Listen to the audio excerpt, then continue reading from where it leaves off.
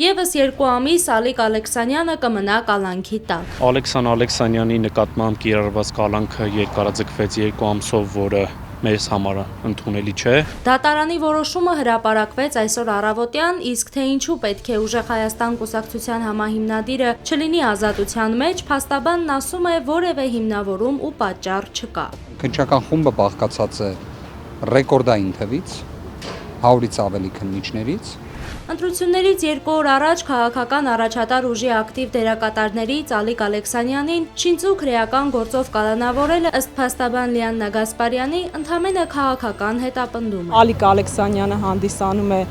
ոչ սովորական մեղադրյալ, այլ քաղբանտարկյալ, որի նկատմամբ, ինչպես տեսնում ենք, շատ ավելի խիստ են որպես այդպիսին վերաբերվում։ Պարզվում է 100 քննիչից բաղկացած քննչական խումբը դատարանի դահլիճում չի կարողանում պատասխանել Ալեքսանյանի փաստաբանական թիմի հարցերին։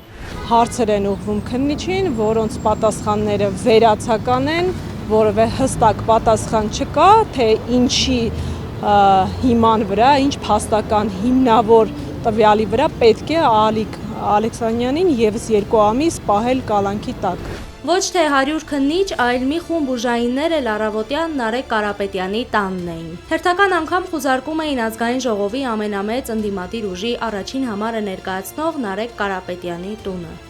Խուզարկությունից հետո Կարապետյանի տանից հեռացել են դատարկաձեռն։ Այսօր հոբելյանական չեմ հիշում որի խուզարկությունն էր մեր տանը։ Քաղաքական ընդդիմադիրներին են փորձում լրացնել, ինչը հակառակ էֆեկտն է ունենալու, ասում է Կարապետյանը։ Քաղաքական գործունեությամբ զբաղվող մարդկանց